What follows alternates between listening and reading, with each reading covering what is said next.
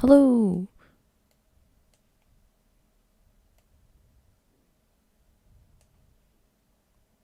I'm just gonna test the chat.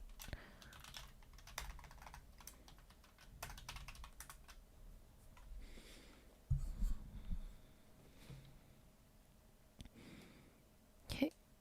Now I'm still a bit early, so I'm just gonna wait a few minutes.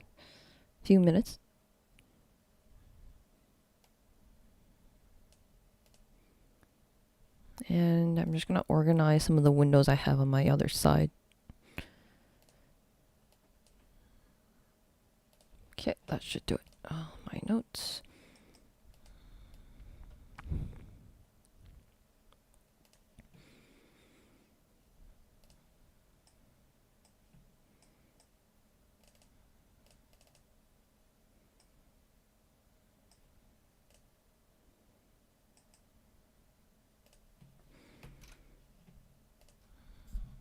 Do do do do do.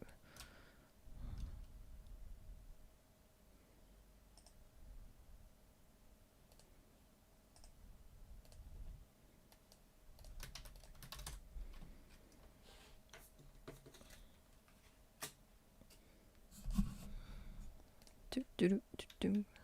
Let's see, notes here. I have a lot of notes.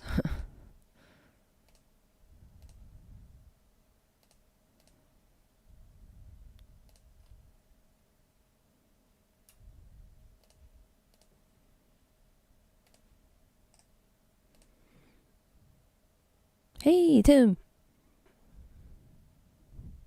You're excited. Awesome. Have you been waiting for this flip tank plus ocean blending ocean special? I know there's been a few people that have requested it, and it's been sitting in my backlog for like the longest time ever. And I'm going to show you why it's been sitting in the backlog in this live session.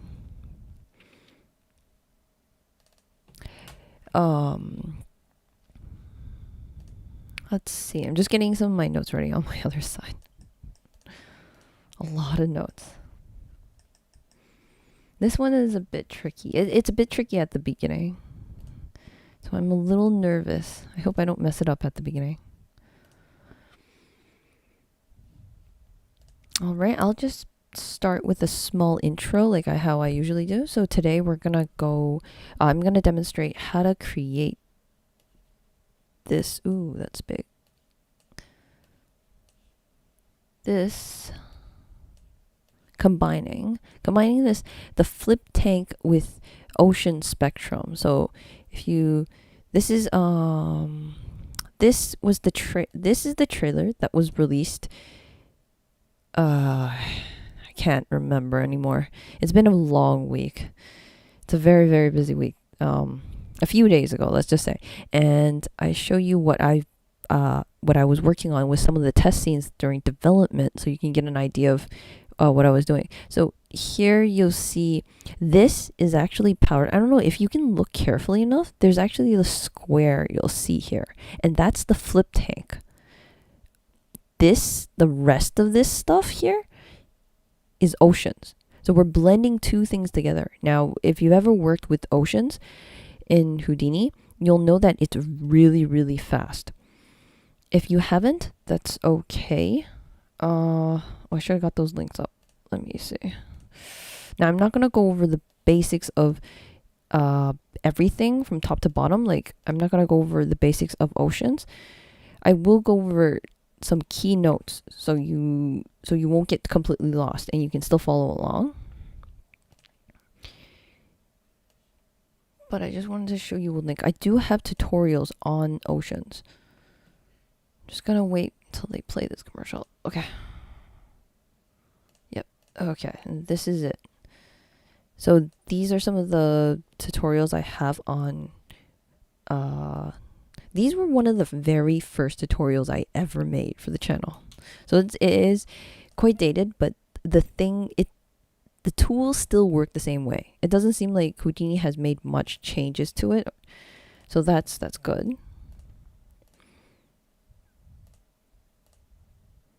Just gonna open everything back up. I waited a long time. I'm really excited to learn new process in RD. Oh, awesome. You've waited a long time. Sorry for the wait. I'll show you why it's been, I've been putting this on the backlog for quite a bit. When we get around, let's see, around here. So there's two ways you can do this to blend the Houdini oceans with the flip tank, is using the Houdini's particle fluid surface node, and that'll do it for most of the work for you. However, that's how I did it at the beginning, and I got these artifacts. So if you look here, you can see it flicker. Let me just play it. You'll see it flickering. This flickering was the result of that, was the result of the geometry artifact that was generated by that node, the particle fluid surface node on the bottom. It's trying to wrap the entire flip tank, and that was causing me a lot of these issues. This issue here with the cross, that's a topology issue. That one doesn't really show, it's not as bad when you pump up the topology, like the poly count, I find that, so I let it go. The more important one, not this one, this artifact, this was the one that I was really concerned about, and I really wanted to figure out how to get rid of that artifact, this flickering. So most of the time was spent trying to fix that, and I actually had to come up with a custom-made HDA just to like redo that part.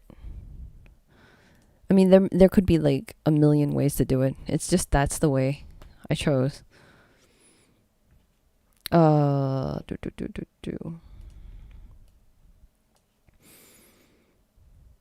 So let's see. Now I'm not gonna go over how I made the mug with the propeller. Well, not in detail. I mean, I'll show it to you and I'll briefly go over it, but not like step by step. And it's not gonna be a real build of the mug, just because today's live stream will be focused. Is the main focus will be on blending the flip tank with the oceans. Let me just. This is a Oceans beginners tutorial. So if you want to recap under Oceans, you can go to that link. I'll put it in the description a little later. If you want a recap of the flip tank, here it is as well. But there's not much you need to know about the flip tank. So if you do want extra, like, more references,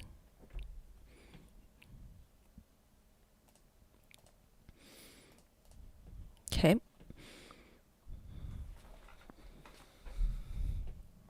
And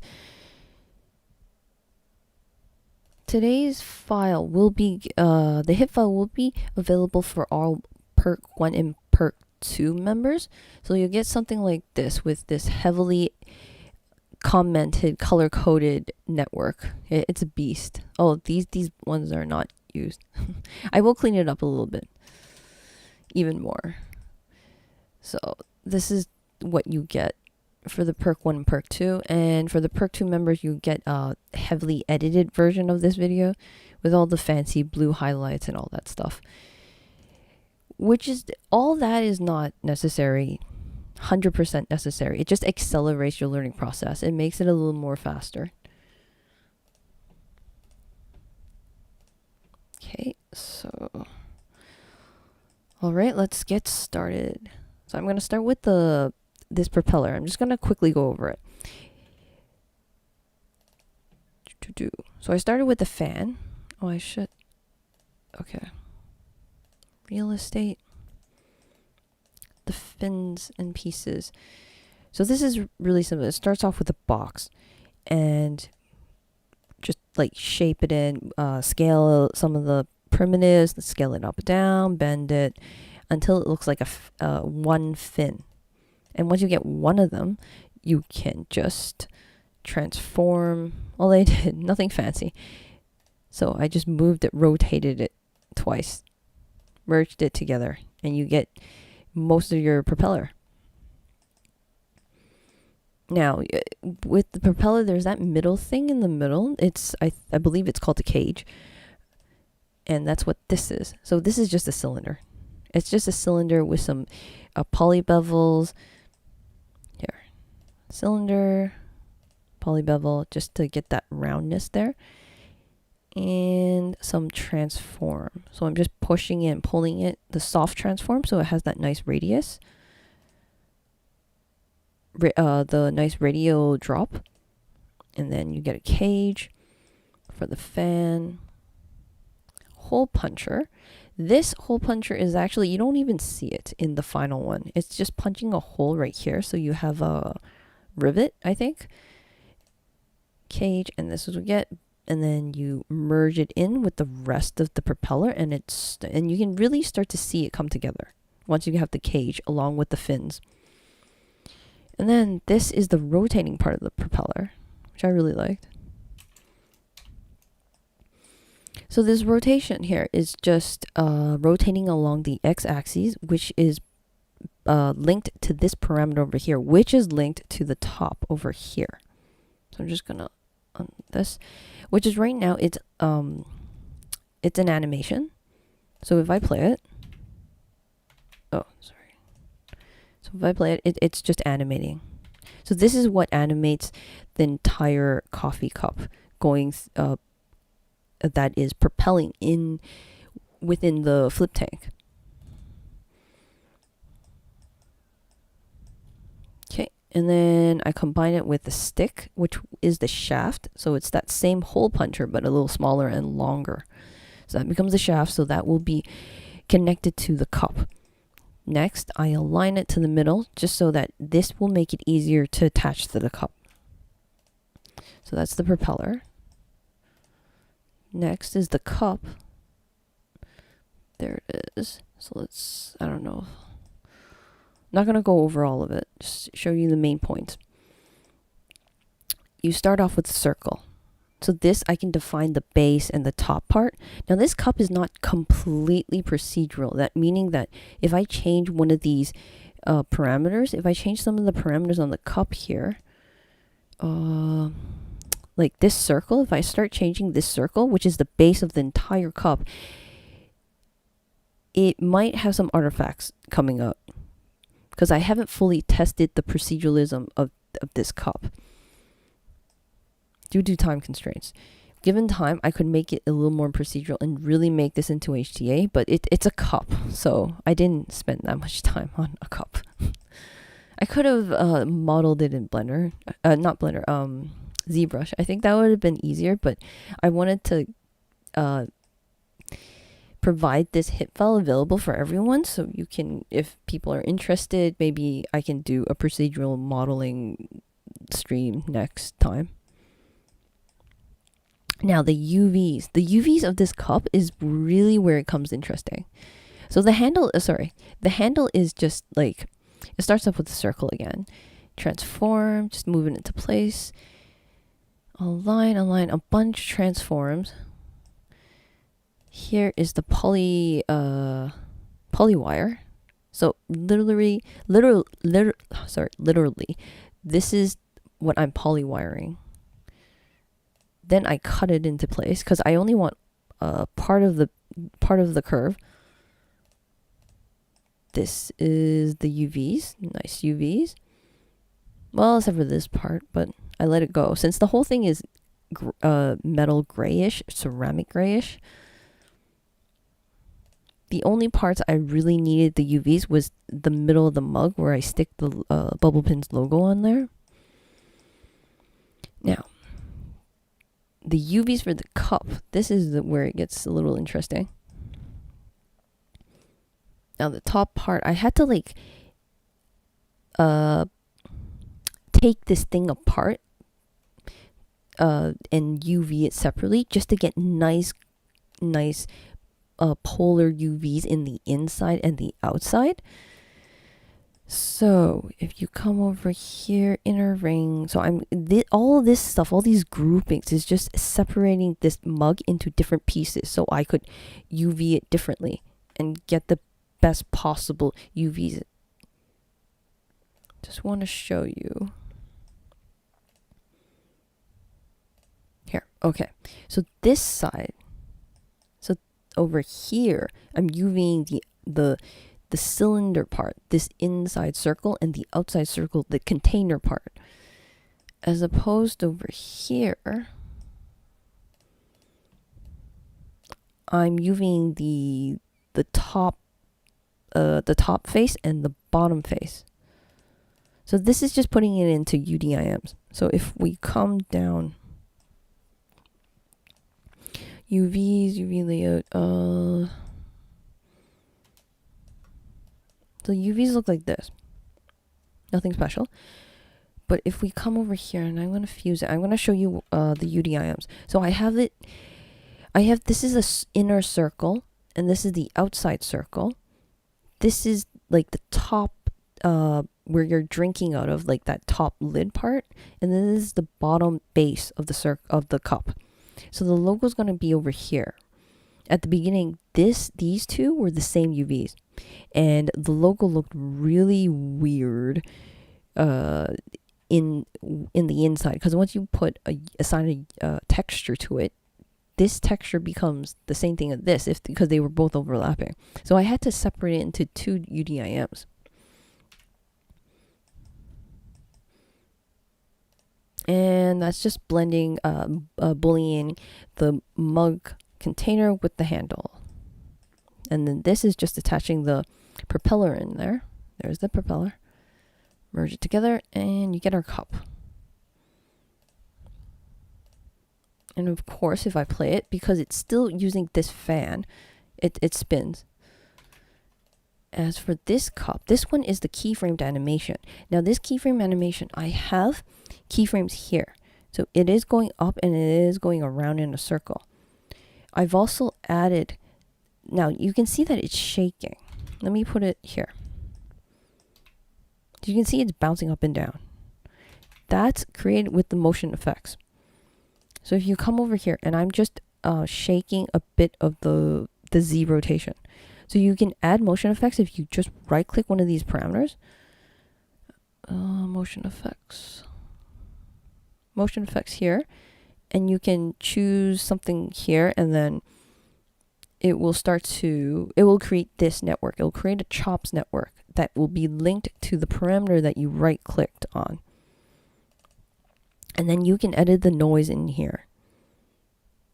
You'll be given a window. If I can find that window, you'll have to open up, it should pop up automatically. It will pop up motion effects window. Motion effects window. So you can like see what's going on. This is the noise that's happening.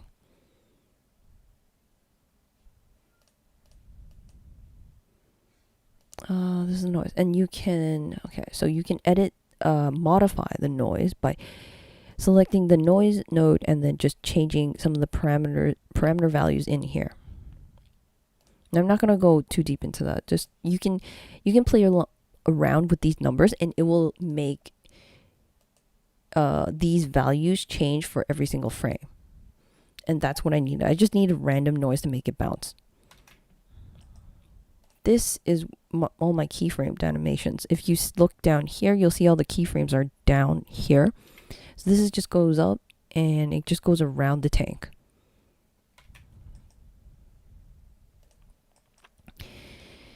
Now the cup is converted into a VDB volume, and that's you'll see later why. So it's for the flip tank collisions. Let's see. Okay, so that's just a brief intro of the pre-made assets. Philip, love your tutorials. Glad to be here. Glad to have you here. Oh, right. I forgot to mention, if anyone has any questions, just post your questions in the chat, and I check the chat every so often during the stream, and it's best that you post your questions early. Then when I see it, I'll answer it as soon as possible. So let's get on with the next thing.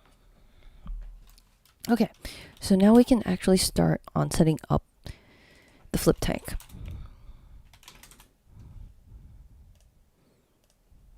Yeah, I just wanted to, no, not this one, sorry.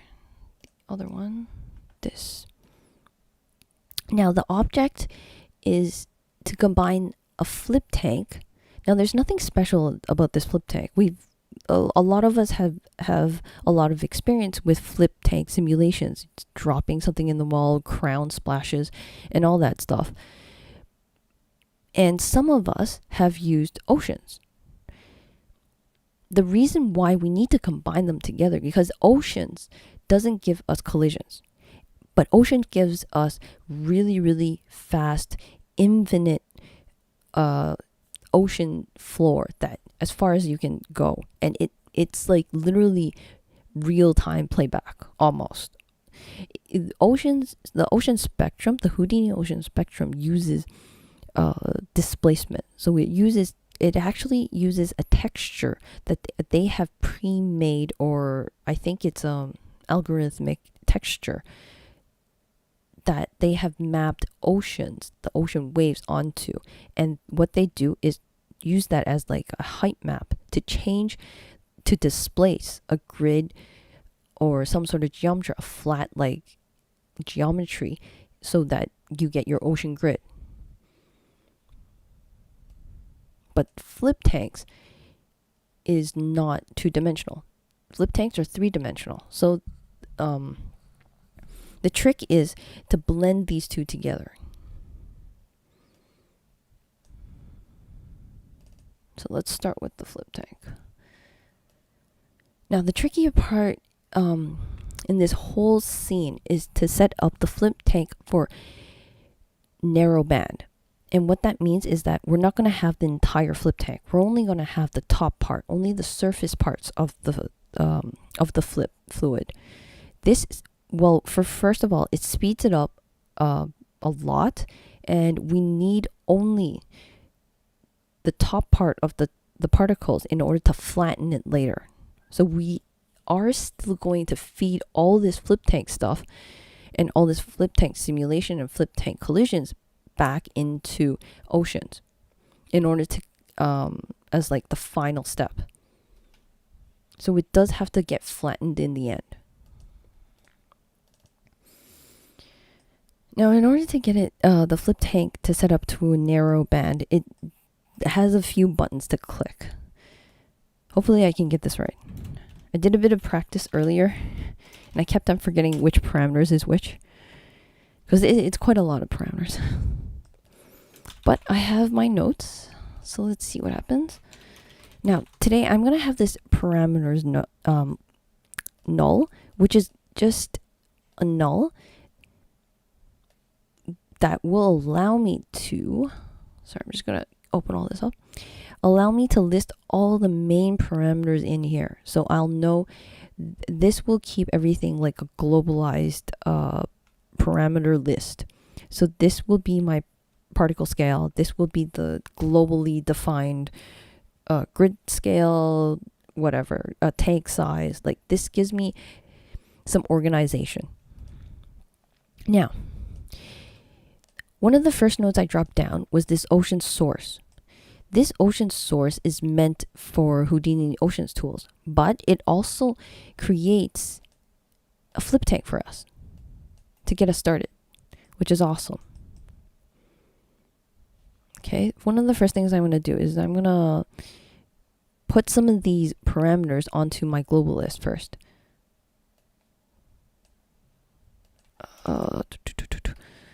Tank size.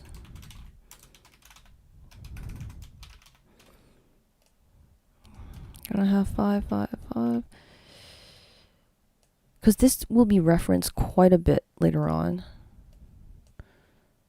Tank size, particle scale, particle separation. Particle separation. Particle separation.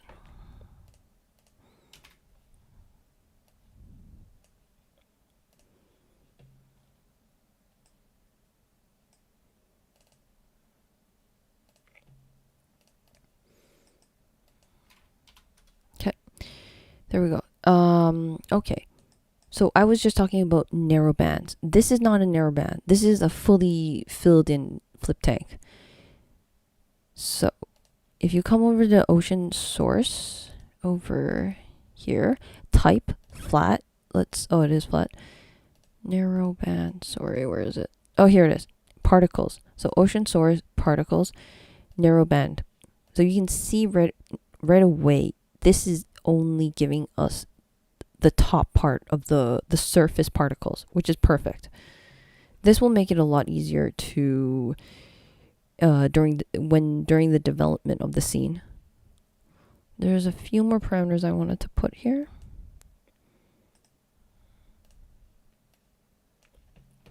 The water level.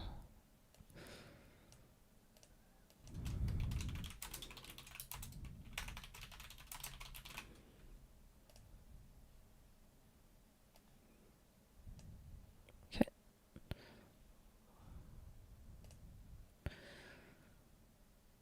Alright, I think that's about it. Grid scale. Right.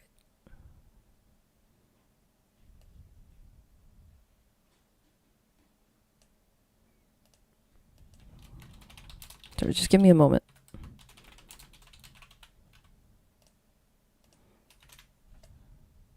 Two, sorry.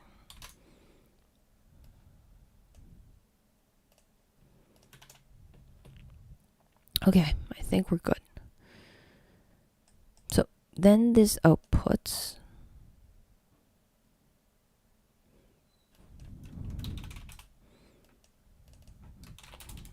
This will be our source.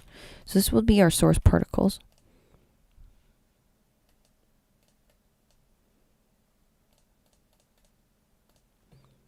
Okay, the next thing we need here, if you look over here to the results, to what the ocean source is giving us. I just lost it.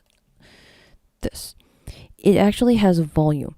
And the volume, it's the volume of the surface of here. It's like the SDF surface of the top. So this will come in handy later on when we're plugging in, setting up the flip solvers and the .NET. So what we need to do here is I'm going to separate that, because we also have particles here. We have all these particles, 22,501 particles. These are all flip particles. I want to branch this off to one output for the source node, for the source particles, and one for the surface volume.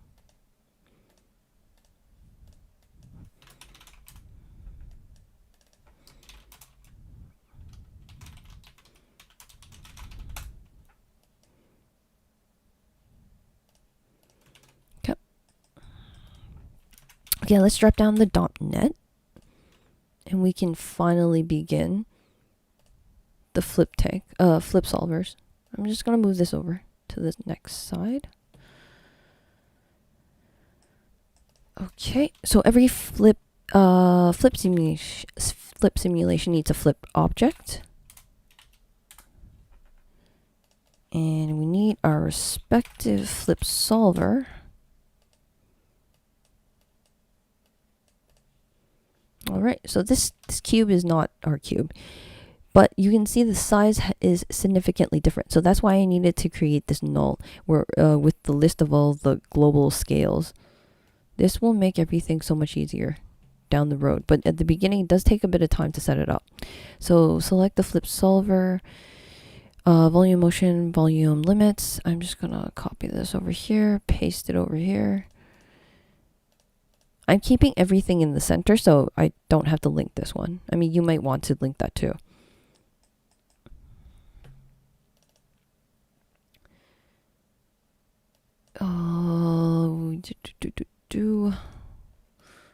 Trying to find the particle scale. Here it is, in the flip object. Oops. Copy. Particle separation. There we go. Grid scale, let's match that as well. Copy parameter. Paste it here. Okay. Okay. Let's zoom in. Well, that's not our particles. Now let's bring in our source particles. Flip object, initial data, SOP path here. Let's find that. And now if you've seen some of my other tutorials, you've known that I've always liked to like separate this out into a different context and do the fancy object merge into here and that. I'm not going to do that for the lives just because of time constraints. So I'm just going to simply copy this and paste it in. There we go. And also, if we just run it like this, nothing will happen. I'm going to add some gravity. Yeah, if I run it now, everything's just going to fall down. In order to get the narrow band particles to stay at the top, because that's what it really is. It's only showing us the particles at the surface level of the flip. There's quite a few things that you have to do. I have my cheat sheet here on the other side. Okay, I'm just going to close this. Let's see. Well, first of all, flip object, initial data, surface type, we want a narrow band. Okay, now we're getting this, and let me, sorry, this is extremely large. Visuals, guides. Just gonna turn this down.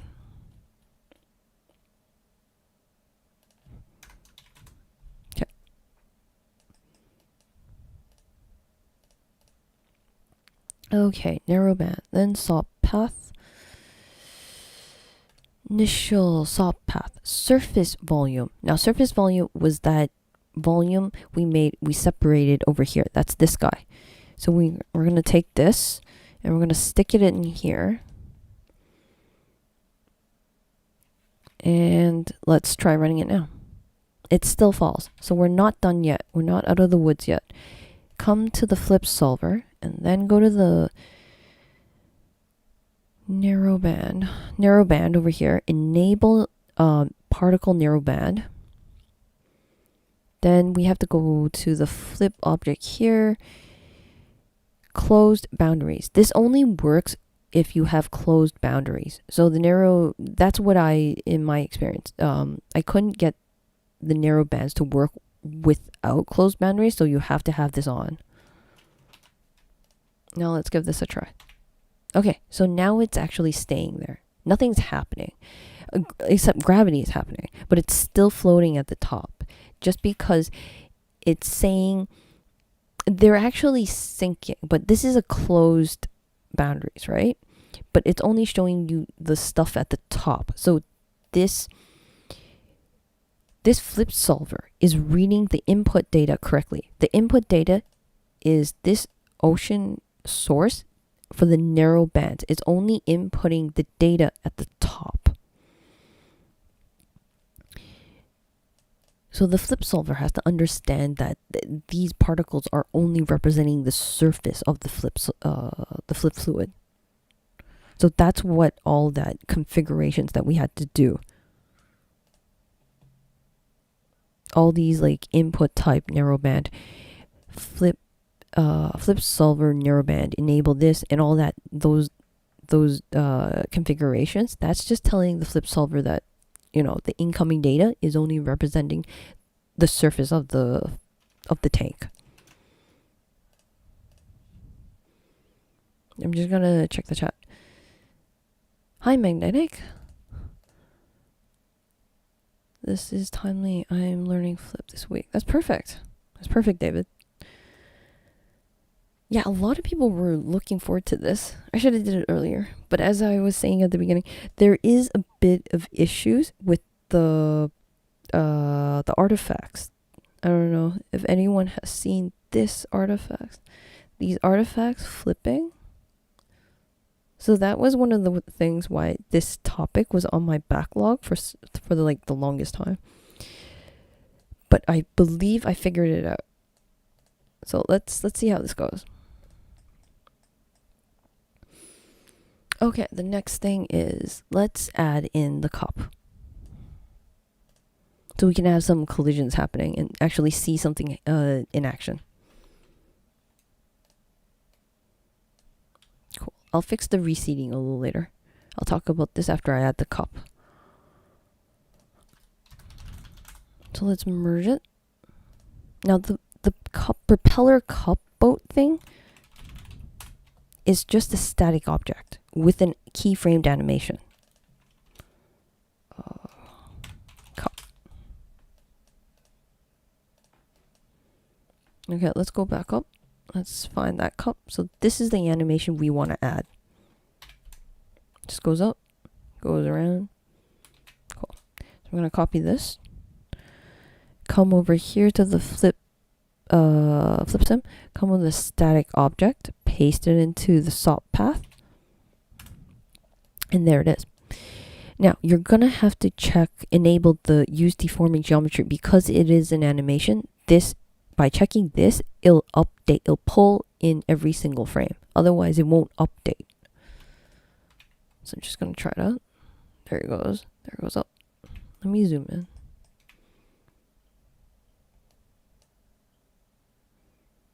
Now the grid's getting in the way.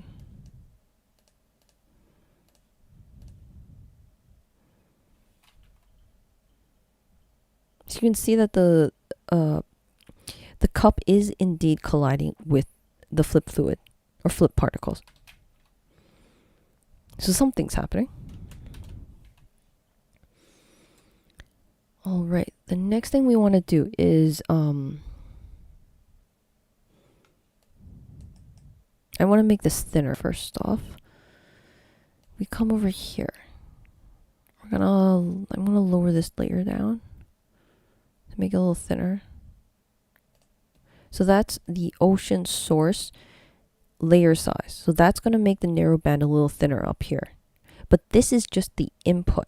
So watch what happens when we come back in here, and I'm going to play it. It fills it in right away. So you have to come to the flip solver. So this is just the input, the starting layer size. Come over here to the flip solver, narrow band. If you lower this number, let's go to, and give it. Okay, so that's still, okay. I want to show you one, and I'll show you like a before and after. So it's a lot thinner now. So if I want to change it back to 3, I want to show you, it is a lot thicker. So this controls the thickness of the narrow band. What Houdini calls the bandwidth.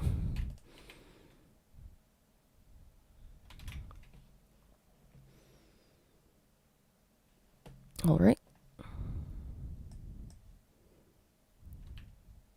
Now I just want to make sure that the fins are slightly above the fluid, so we can actually, I'm not that familiar with it as much as my other topics. Okay, so I'll just leave the water level at 0 then. All right. Believe it or not, that's all we need from the flip fluid. So now we need to bring it out. We need our good handy dot import. So I'm going to bring this in, flip object, choose flip fluid. Okay. Now, what we can do here is a good way to optimize this is to drop down the fluid compress. This will compress the DOP import node extracts all the information from the DOP net from the flip simulation and brings it into the SOP context. This fluid compress node will compress it, making it easier to handle. Like we don't see anything useful anymore, but it will make it a little easier to handle, because we're gonna have to be plugging this into a lot of other places. For starters, we're gonna start turning the surface particle flip, the surface flip particles, into a polygon now. We're gonna start flattening that. And I'm going to be using this particle fluid surface. That's this guy. Attach it here to the flip particles. Okay. Immediately we get a cake. That's because it's really low res. So that goes back to this thing. Let's copy our particle separation.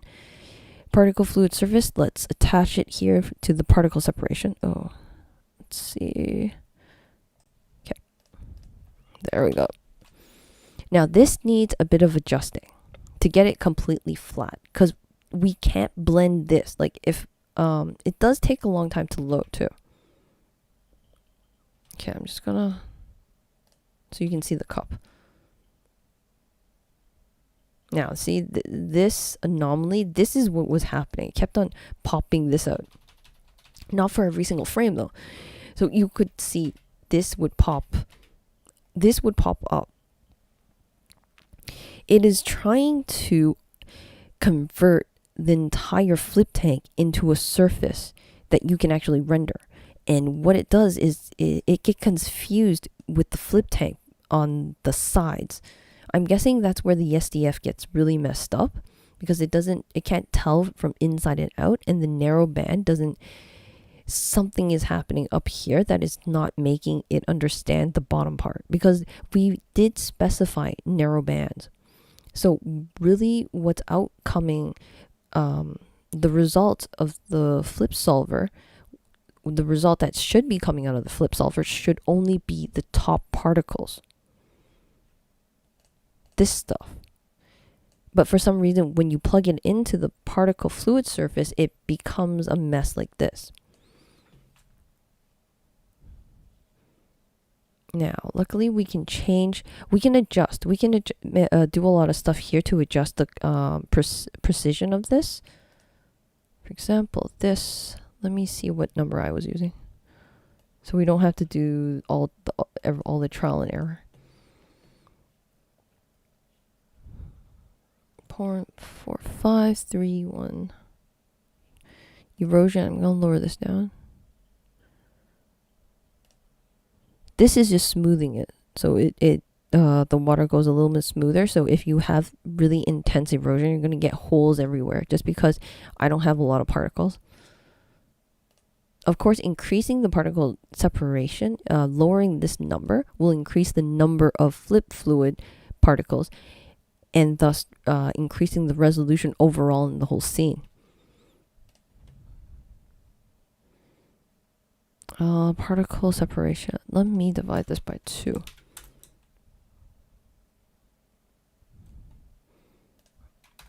One second. So in here, we also have to come over here and subtract collisions.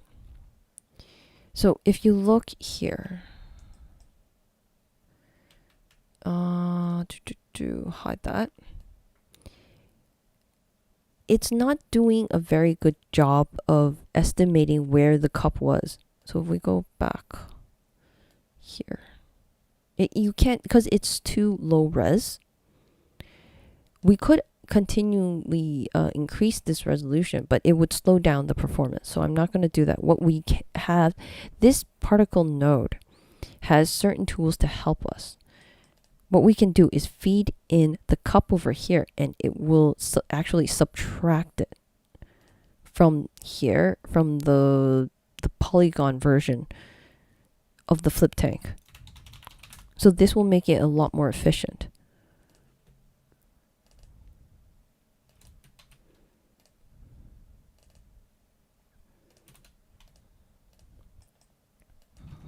Just give me one moment. I'm just gonna bring everything in here. Cup. I'm also going to bring in the VDB as well. Sorry, the volume.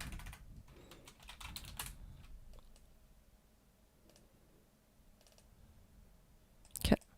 So you can either feed in the cup here, and then come over here to particle fluid surface, check this, and it's a little better. You can start to see a hole pop up. Slightly better because of the tip. I guess if it goes down a little lower. Okay, let's see.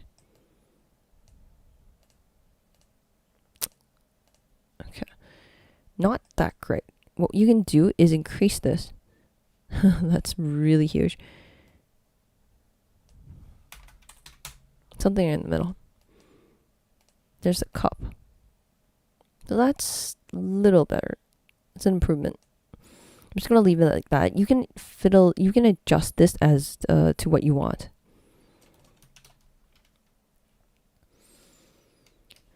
Okay, so come over here. I'm gonna use the bounding box. So this is where the magic happens. We're gonna have to take this flip tank and I'm gonna have to flatten it out. So this is where I start to do that. Use the bounding box. It's gonna cook. I'm gonna cancel the cook just because I won't need it. Now this is 50, 50, 50. I don't need that. I'm gonna use the tank size.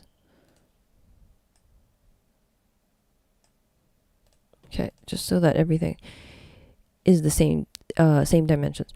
Then I'm gonna check this flatten geometry. It's gonna cook. Oh, there it goes. So let me uncheck it so you can see a before and after. Uncheck this as well. So here we have our cake. And then if I check it, you start to see the surface. You can see it flattening out. So flatten it here, and I'm going to choose adaptive. So adaptive would be, this is the topology. So adaptive will give more topology in areas with more curving where it needs more topology. As a full resolution, just it's like a brute force. Have a lot of topology just everywhere evenly. Rectangle, water level. So this water level here will adjust it. I mean, right now it looks fine. But if it doesn't, if your flip tank was a little lower, positioned a little lower, you can adjust it. So how would you know? Well, if the water level was not aligned, it would look something like this. Like the flip tank is the stuff in the middle right now, and it's trying to blend it with flattening it to the water level that you specify over here. So this is, you just adjust it until they all look flat, until it looks as flat as you see.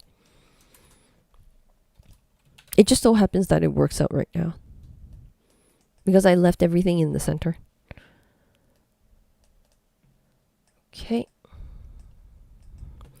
So this is where, now, before I move on with this, so we're right here right now, flat surface, particle fluid. I just need to go over a couple basic things with oceans, but before that, I'm just going to check the chat.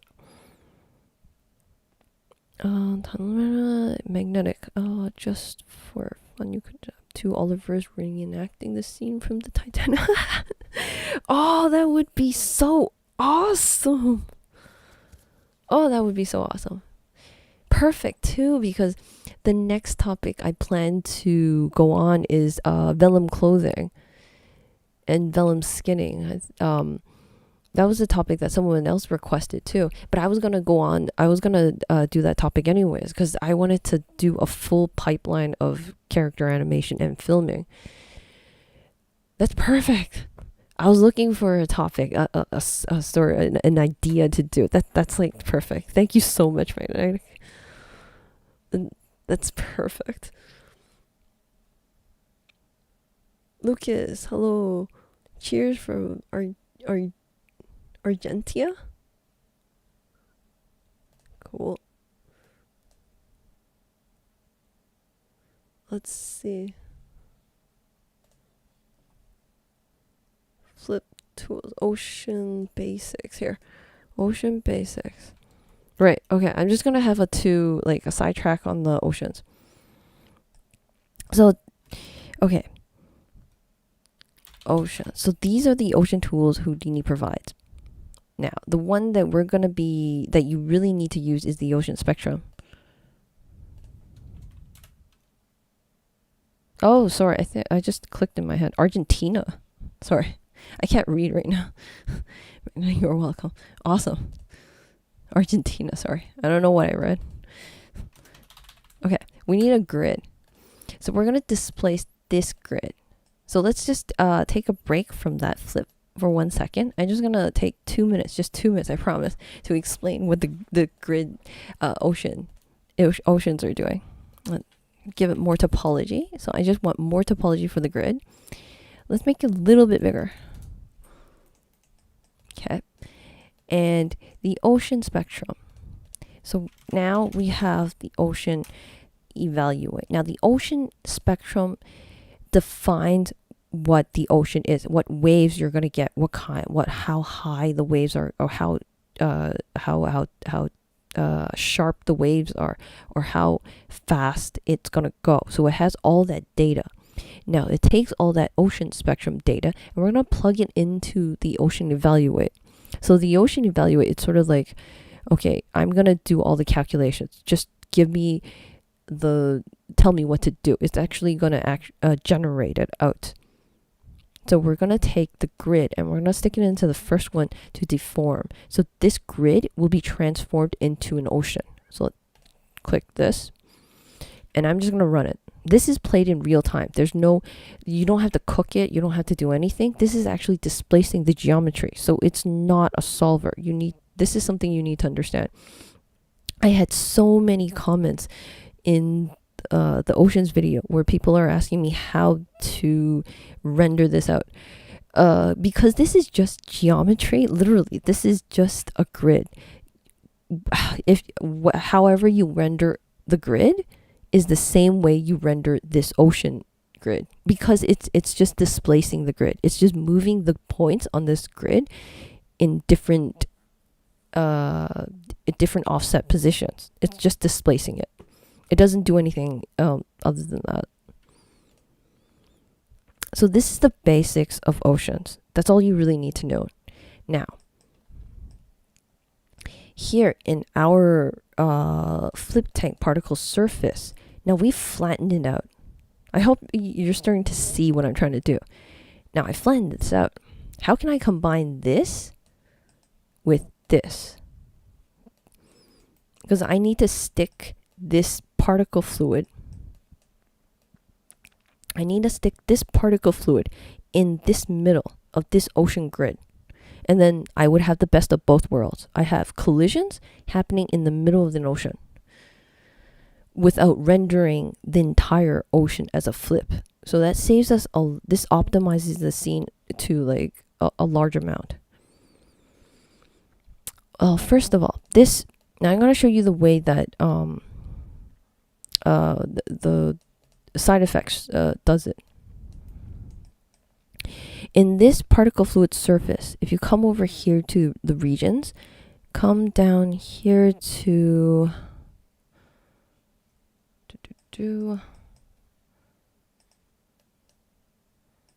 one second. Just looking at my notes.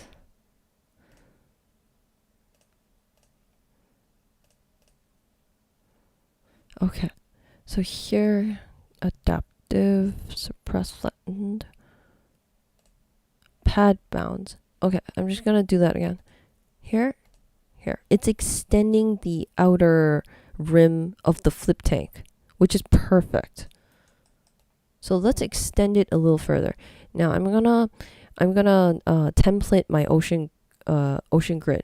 So this is the size that I'm aiming for. I want to extend this boundary edges of the flip tank surface over there. Let's go the end over here. So particle fluid surface here, regions down here, extrude polygons, none, 2, along each axis. Okay. Distance, let me see. I think it's a little big. Okay, so that's about, I'm eyeballing it. That's about it.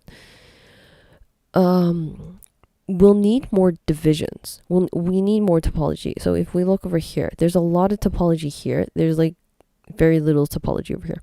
So what you can do is over here and extrude divisions. Let's increase this number. You're going to need a lot to make, but I'm going to stick.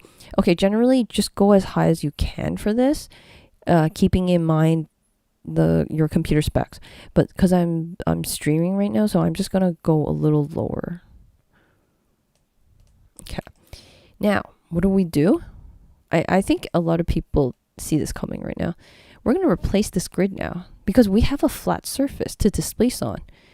This can actually replace this now. So let's see what happens. Let's delete this grid. Bring it up here. I'm going to hook this up. There we go. I'll bring in the cup. There we go. Now it does cook. It takes a while to cook. So I'll tell you what. Let's do a flip tank. Flip book. Let's make this really small. Oh, whatever. Let's just do it. Whatever. I hope it doesn't crash.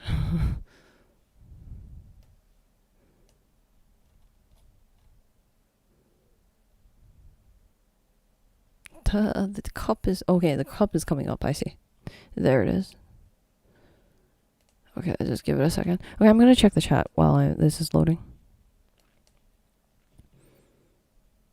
Lucas, no problem. Awesome. Yeah, I turned into like a nervous wreck when I'm live streaming, especially for this topic because there's so many configurations. I'm so sorry. I misread. I misdo anything.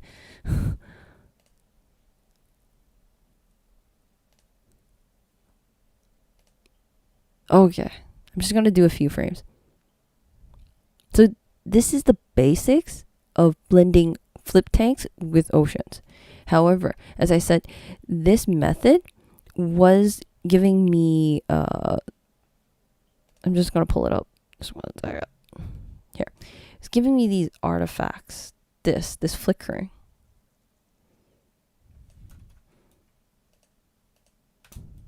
This. So it goes flicker, flicker, and that's that thing that that happens in underneath. Now I saved a cache file just to show you what I was talking about. Artifacts. Here it is. Just gonna copy it over here.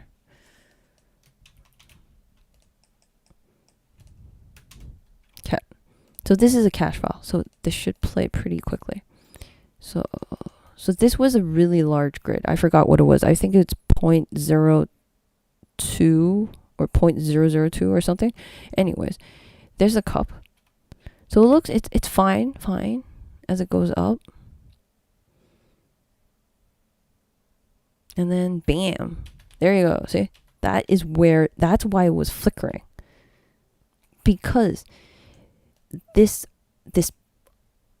unsightly box would come underneath it. It's trying to render, it's kind of trying to convert the rest of the flip tank into a polygon. So it renders this hideous box underneath, and it doesn't do it all the time. It only does it for some frames.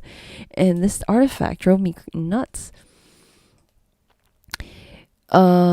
This is not going to happen over here in our current setup, just because I have everything really, really low. It's like 0.1 particle separation.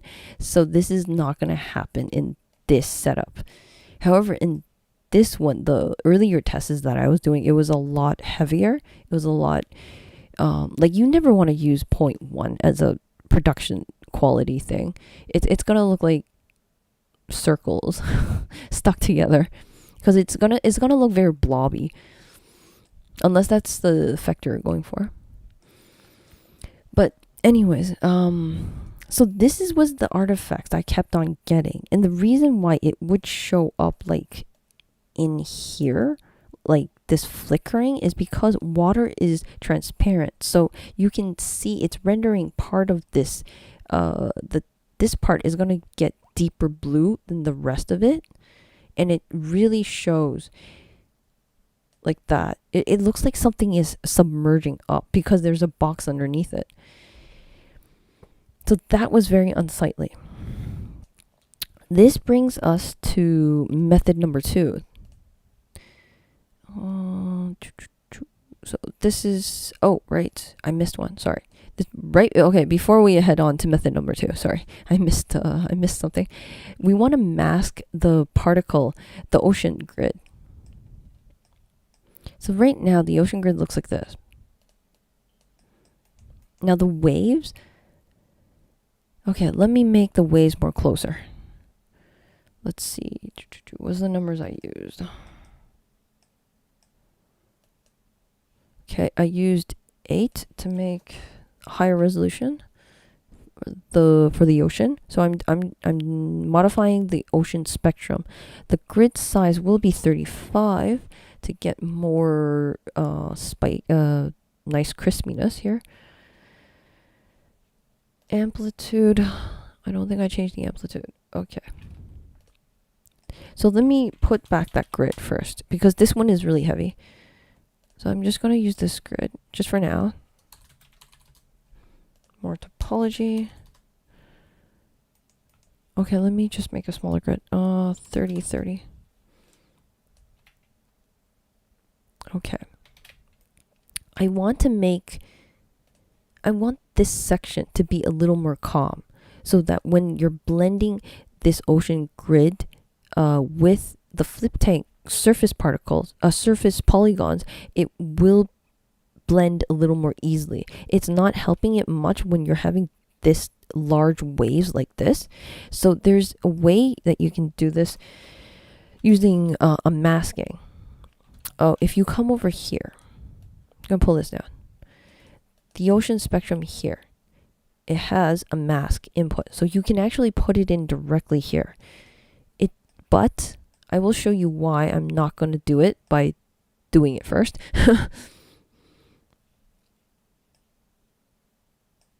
Now I'm going to take that cup. So I'm going to mask. So what do we want to mask? We want to mask the cup. So wherever the cup is, we want the oceans to sort of calm down a bit. So I'm going to plug the cup into the mask over here. And in the ocean spectrum, oh, sorry. I want to do an ISO offset. I want to turn the cup into SDF first. So it would be useful. Okay, max size 0.01. Look at that. So it is masking it, but it's masking it in the wrong direction. It's only enabling the waves where the mask is, instead of suppressing the ocean where the mask is, which is the inverse I want. I want this part to be calm, not the rest of it to be calm. So if we unplug this, then we get that. So that's why I'm not going to be using this, the ocean spectrum mask instead. So I'm just going to delete this. We're going to be using the particle fluid mask. We're going to use this. Particle fluid mask, and what you do is you stick, let me zoom in. You stick in the particles and volume. So this would be our flip tank, the result of the flip fluid over here in the DOP import. So that's our flip particles. And this one is the collisions of our volume. So I'm going to stick in that cup. So this one actually takes collision objects and volume. So you can just plug in the cup right into it. And then the third one is the ocean spectrum. So the ocean spectrum would go in here. And now you would have the mask output here and ocean spectrum. So the ocean spectrum outputs here, and we're going to plug it into the ocean evaluate. Okay. So, this particle, I'm not going to do much with this. Now, what you can do is you can adjust this. I hope you can see that this is actually flattening out. See, this is taking all the velocity. So I'm changing the particle fluid mask velocity range and how much I want to suppress. So I'm going to go down, make this range a lot larger. So you can see it flat. It's relatively flatter than it is with the rest of the ocean. So when I run it, this part, the waves will come here and it sort of dies down, blends in with the flatness. So this is perfect.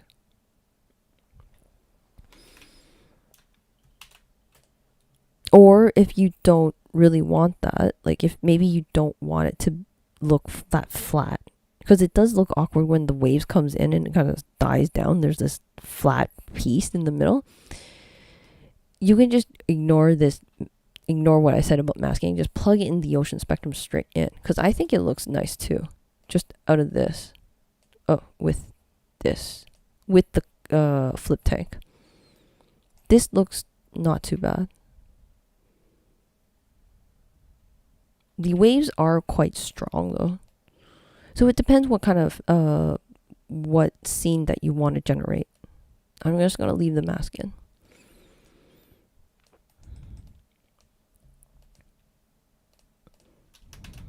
Okay, let me check the chat. I'm new to fluid simulation. This is brilliant. Thank you so much, Pence. No problem. Yeah, this comes in handy a lot. I can see so much potential with this blending flip fluid with oceans. If I had more time, I would be doing, like, I would do a beach ocean scene where, like, you see the whole ocean, but you want the flip fluid to collide with the rocks coming in. I think that would be cool. Okay, let me check my topics. Okay, so that's that done. Awesome. Blending flip fluids with ocean grid. Okay. Okay, just give me 1 second. Just grab a drink of water.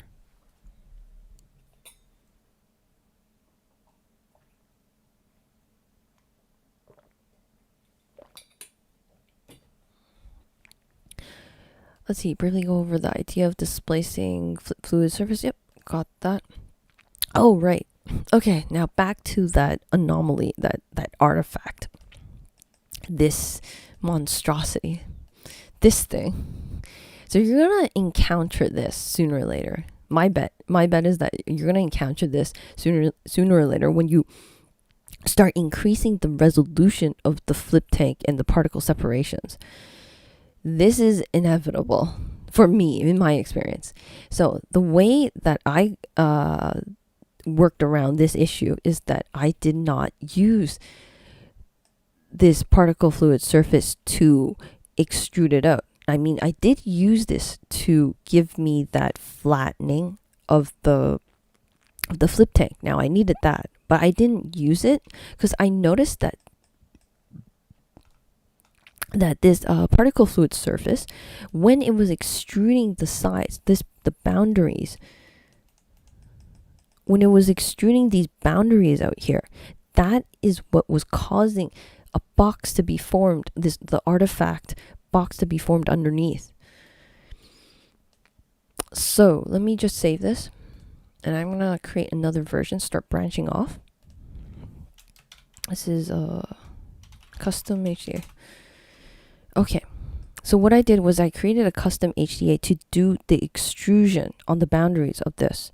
So let's take this, let's pull all this stuff down. So we're gonna come back to this later. Okay, come here, and I'm gonna remove the extrusion. Take this out. Okay, I'm gonna leave that. No, sorry, I need the flattening. I do need the flattening. So I want the use bounding box, but remove the extrusion. So extrude polygons, none. So this is what I need. Now I'm gonna install my own HDA. This is something I made in I believe yesterday. The days are melting together. Just because I have stuff back to back. HDA. Oops. Now the HDA will be available for all the Perk 1 and Perk 2 members. But I will slightly go over it. I hope I have enough time. Okay, so that's how you install the HDA. The HDA will be a file. So this is my HDA file. All you have to do is come to, let me do that again. Assets, install asset library, and then go to that folder, wherever the folder is. which is here for me. So I go to this folder.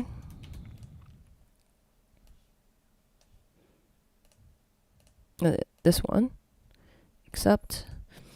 Now I'm only going to install in the current this current instance of Houdini. If I want to install it everywhere, like whenever Houdini opens up, you want to install it, this is the one for you. However, this is very like prototype. Like literally, I finished it, I think, this morning at 5 a.m. So it's very iffy. It's not fully tested. I would only install it when you're actually using it for a project or something. So I'm just going to keep it only installed for this this instance of Houdini. So if you open up a new Houdini instance, you're going to have to install it again. Okay, install. And what it does, it creates the HDA gets installed as part of this. So I called it flattening flip tank surface. This is where it's going to end up at. So it's really handy. Come here, and there's my flattening. Now you can see there's a slight gap here. And that. So you're going to have to adjust this a bit over here. So select the flattening HDA that I created. Adjust the waterline a bit. Okay, there you go. 0. That pretty close.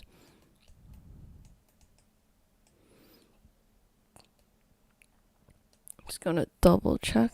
There's no gap. Looks good. I don't think it's actually sticking though. So I'm gonna increase this value, boundary topology, to make it fuse a little better. Okay, that looks better. That looks really tight now. That looks welded in. This is how far this is actually binded to a fuse node and how close it is until it snaps together. So now I'm going to feed this into the oceans.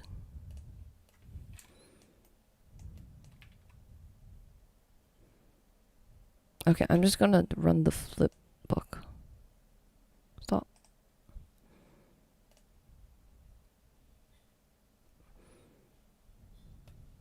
Okay. I want to check the chat.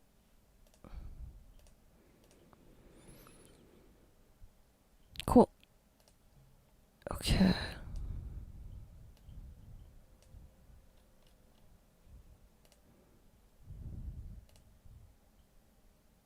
Okay, so while this thing runs, oh, I think it's halting my whole Houdini, so we do have to wait for this.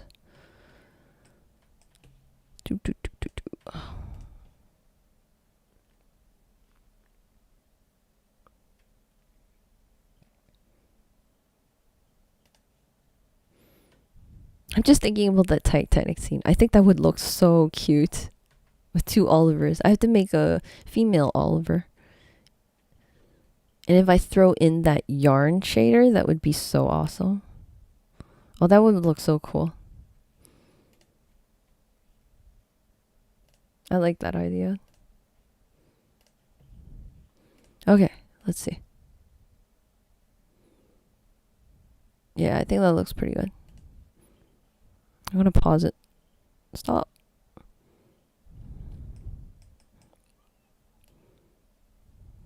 Okay, yeah, you can see that there is collisions, but because it's so low res. Stop. Okay. There you go. So you can see the collisions happening there. I'm keeping it very low res, so it looks kind of crap right now. Okay. Oh, let me check my list. Extrude, extreme flickering, custom made HDA, how to install, getting back to attributes. Right. Okay, if I have time, I'll go over what's inside this HDA.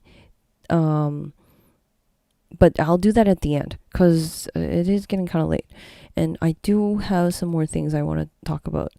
So once we're all the way here, once we blend in the ocean grid and the flip surface, we actually lose all that fancy velocity attribute data. And if you ever set up your materials around that, you'll know how important that is. Because if you want the water to have a different color, to change a different color according to the speed or according to the velocity or acceleration, you need those attributes. Now, if we come over here to the ocean evaluate, if we come here and check this point velocity, you can actually output an UV too. I'm going to check everything. And I'm going to come here. Okay, I don't think we need our global list anymore. Let's see, velocity. B. So there's our velocity. Now let's do this. Let's color it.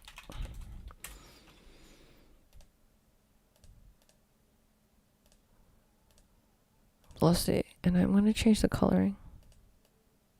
Okay, so this is what it looks, because it's remapping this directly to the color. So what we want to do is calculate the magnitude of the velocity. So if we go like this,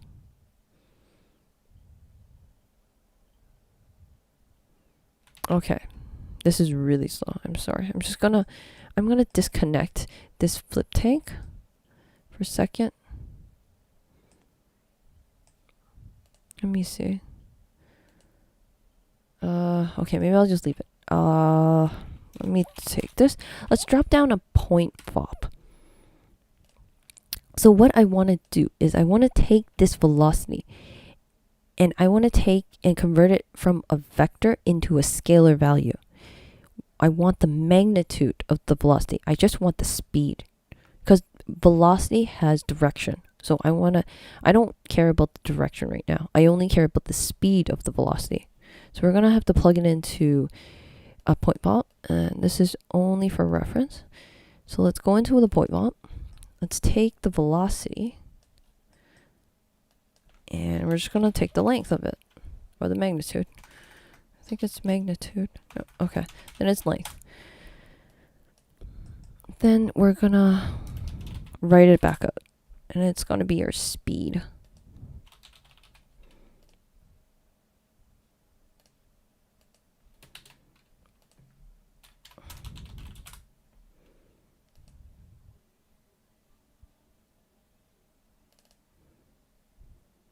Okay, the speed. Let me see. The length into speed.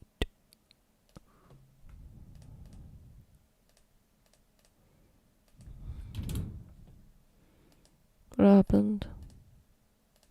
Oh, I plugged it into the wrong input. Sorry. First input. Okay, there you go. V and speed. Okay, there's the speed right here.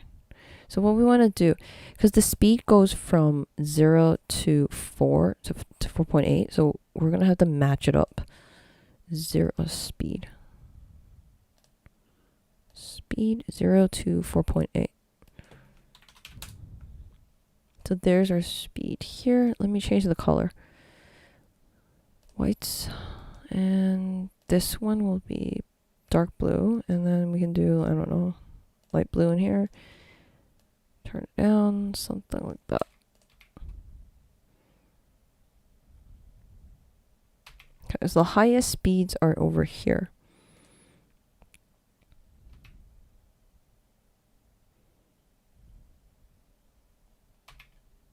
I'm just going to stop it for a second. What I want to show you is that there should be a lot of movement over here. So let's do this. Let's copy this, our coloring nodes, and let's paste it over here into, let me move this over. Now, remember, this is our particles, the flip tank surface polygons.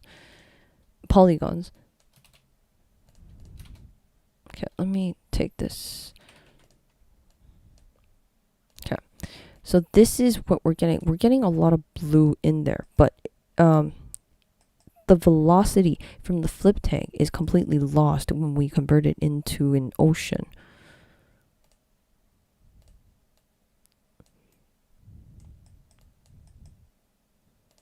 So you can see here, it's lost.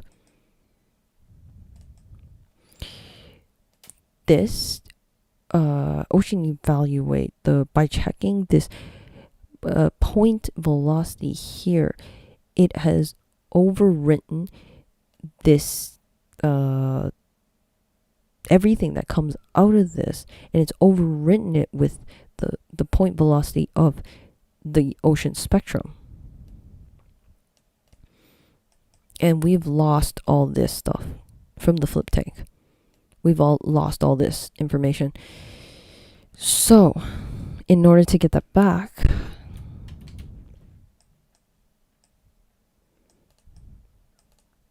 I'm going to add an attribute wrangle.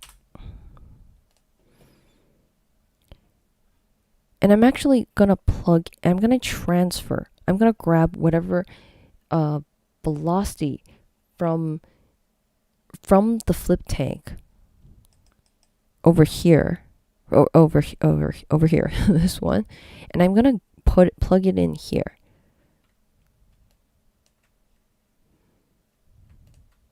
The second input. Now, the first input, I'm going to plug it in here. And so we're getting all the velocities from the first, from the ocean. So we're getting, this velocity is the ocean velocity, ocean spectrum velocity. What I want is to take this flip. Oh, no.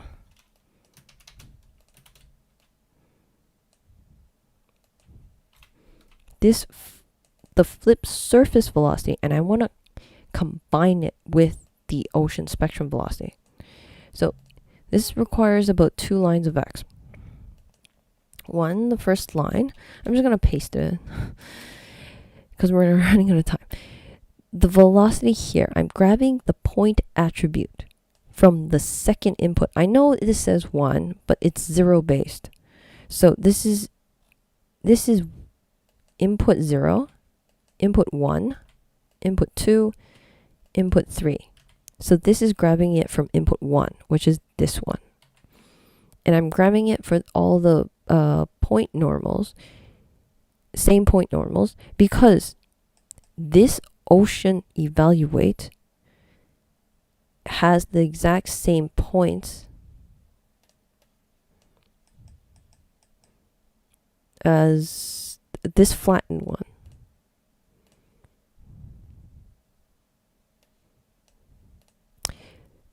This is the flattened one. The flattened one has 11,963 points.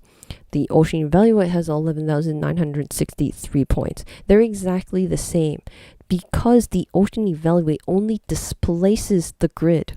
We're not changing it. So that's the beauty of that. I'm taking advantage of that. That means nothing is changed in the geometry other than the position. The point numbers are all the same. So what I can do is grab the point number of the same from the ocean, but I'm asking the flip fluid, the flip surface, and I'm asking it, give me your velocity for this ID number. It's the same ID number. So hope that makes sense. So what I do with it is I just add it in.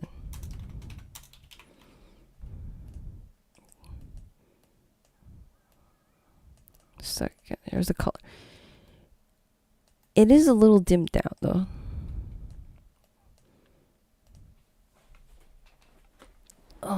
Just because the middle here is not as dark anymore as opposed to the original flip surface over here. It's a lot heavy. Like you can see that spot there. It's a lot. We've lost it over there. Here we lost it. It's not. We don't have that high velocity range. It's sort of dimmed down. Just because we're adding it to the ocean evaluate point velocity, and that sort of dilutes it a little bit, because if the point velocity for the evaluate was in, like, I don't know, negative, in the negative direction, it would cancel out. Part of the velocity would cancel out depending on where the magnitude is, depending on where the direction is. But it gives you something to combine the velocities. So you can, this will come in because you'll need the velocities to set up your shader, to set up your materials.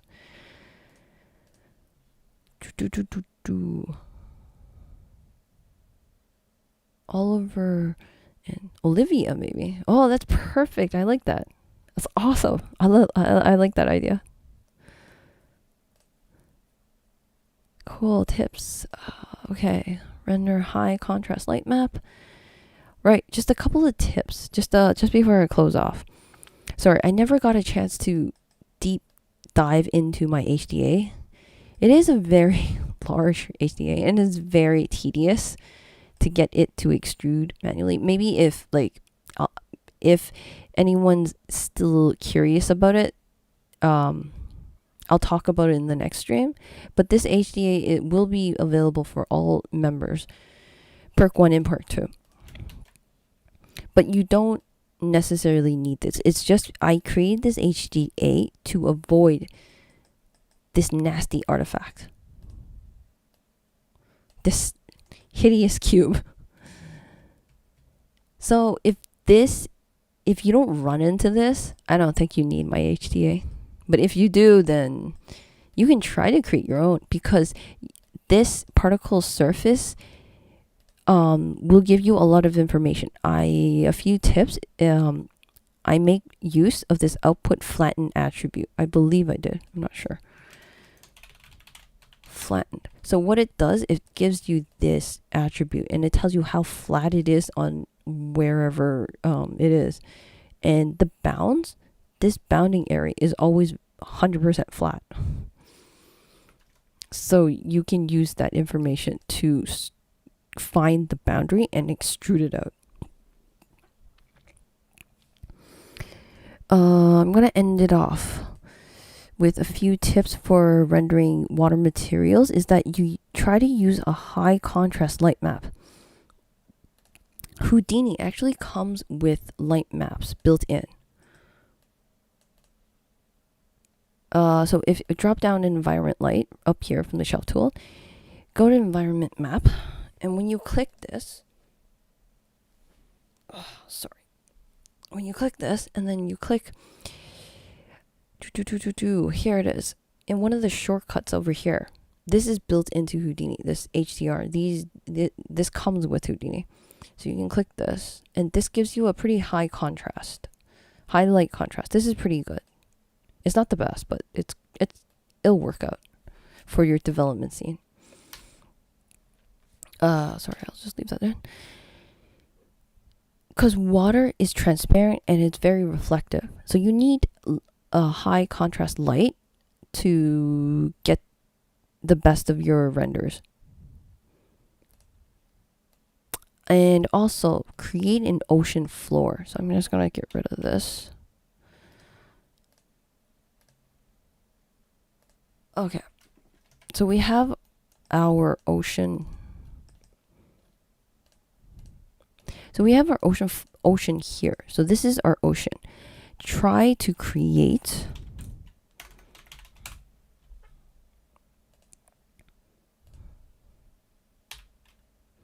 a grid underneath here. Like right under there. Just put it right under it. Oh, not that big though. Oh my god. Okay, just put a grid underneath your ocean when you're rendering it out. This will create a sort of volume because water is transparent, and if you're trying to create an ocean that looks like it has volume, it's really deep, you need to have something underneath here and just give it like, I don't know, a green color or a darker color so that it looks like when you're looking from the top down and it's transparent that you're seeing something really far beyond it. Oh, right, and there's issues with the material on the flip. So one thing I did not have time to figure out. Oh, let me try something else.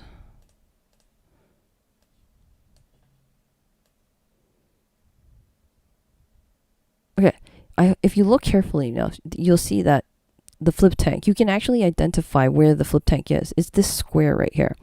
That's because of the topology. Let me go in here. hide. Okay. You can see that topology in the middle here is, it has way more topology than it does on the outside of the ocean. Especially when you come to the boundaries. You can make the boundary a little smaller, and you can try and adjust it here and there. Like, this is not as bad as what I had over here.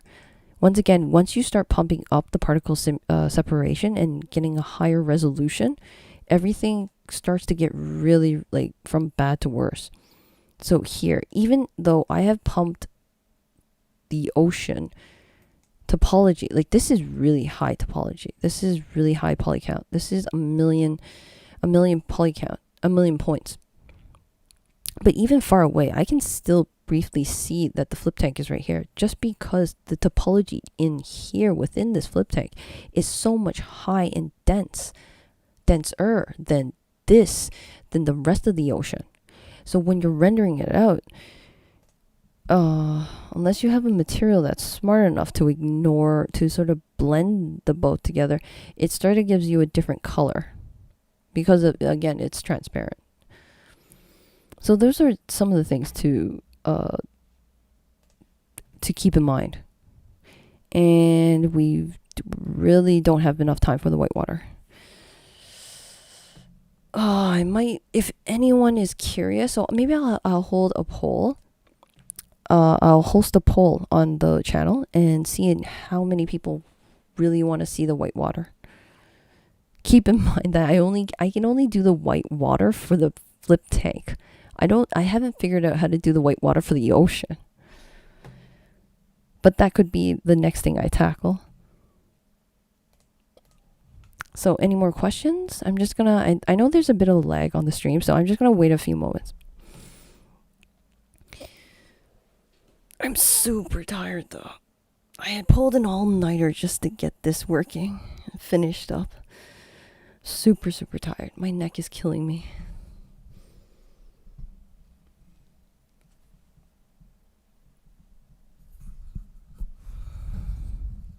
I'd love to see whitewater. Okay, awesome.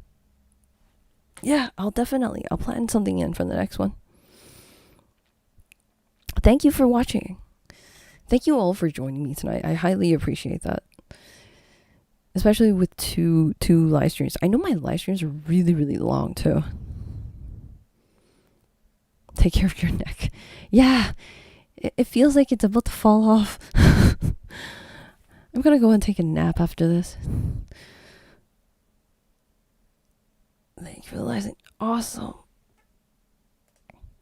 Thank you for joining me tonight, everyone. I hope everyone has a really great evening or morning or afternoon, wherever you are in the rest of the world. I'll see you next time. And if you have any questions, just leave it in the comments and I'll answer them as soon as I can.